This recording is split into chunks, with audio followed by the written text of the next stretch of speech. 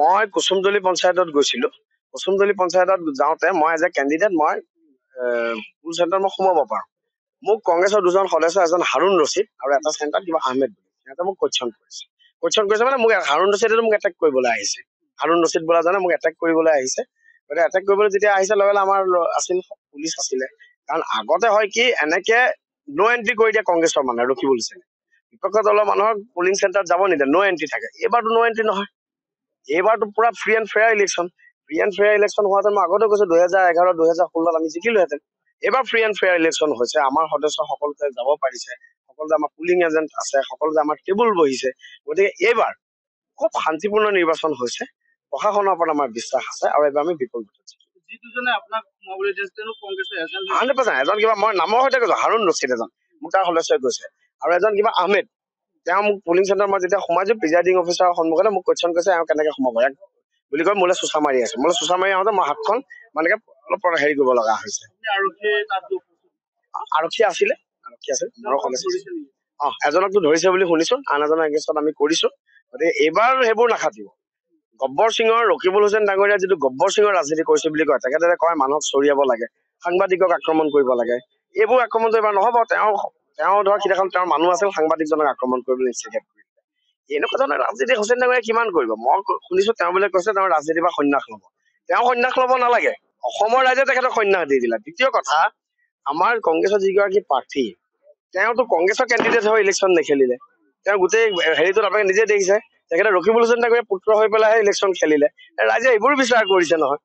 গতিকে খুব পজিটিভ মই নিজে খুব উৎসাহিত কৰিছো মই সমগ্ৰ ৰাইজৰ চৰণত মই কোটি কোটি প্ৰণাম জনাইছো এয়া হৈছে গণতন্ত্ৰৰ জয় গণতন্ত্ৰত ৰাইজে ৰজা আজি প্ৰমাণ কৰিছে এইটো কংগ্ৰেছে কৰিছে বুলি মই সুধিলো মানে ৰকিবুল হুছেইন ডাঙৰীয়াই এতিয়া কি কৰে নিজৰ পুত্ৰৰ গাড়ীও কংগ্ৰেছৰ সদস্যৰ সৈতে ভঙাইছে তাৰপিছত আহি পেলাই এইটো ব্লেম দি পেলাই কৰিছে চালপাৰাত বোলে আহি পেলাই আমাৰ কাৰ্যকৰ্তাক মানে ভাবুকি দিছিল ভাবুকি দিয়াৰ লগে লগে ৰাইজ ওলাই আহিলে তাৰপিছত এই কংগ্ৰেছৰ মানুহ তেখেতে ফিটিং কৰি ৰাখে এই কংগ্ৰেছৰ মানুহে ফিটিং কৰি পেলাই এইটো বিজেপিৰ ওপৰত ব্লেম দিয়ে তেওঁ চব ধৰণৰ ৰাজনীতি কৰে ৰাজনীতিক হিংসা কেনেকে প্ৰয়োগ কৰিব লাগে সেইটোত তেখেত মাষ্টাৰ ডিগ্ৰী আছে তেখেতৰ PhD আছে কেতিয়াবা যদি হুছেইন ডাঙৰীয়াই PhD ল'ব লাগে তেখেতে এই পলিটিকেল ভায়োলেন্সৰ ওপৰত তেখেতে PhD ল'ব লাগে কাৰণ চাওক গোটেই অসমত ক'তো নহয় চামগুৰিতে তেখেতে সূত্ৰ ইয়াৰ জনক আছিল ৰকিবুল হুছেইন ডাঙৰীয়া মোতকে আপোনালোকে এইটো কথা বেছি জানে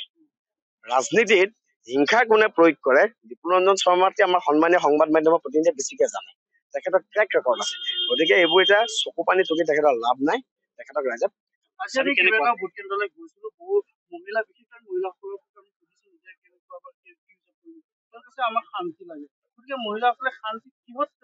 শান্তি তেখেতে শিক্ষা বিচাৰিছে তেখেতে স্বাস্থ্য বিচাৰিছে শান্তিমূলক এটা পৰিৱেশ বিচাৰিছে মই আপোনাক এটাই কথা গেৰাণ্টি দি কৈছো আমি জিকিম আমি জিকাৰ পিছতো কিন্তু কংগ্ৰেছৰ এজনো সদস্যৰ ওপৰতো আমি হেৰি কৰিব লাগিব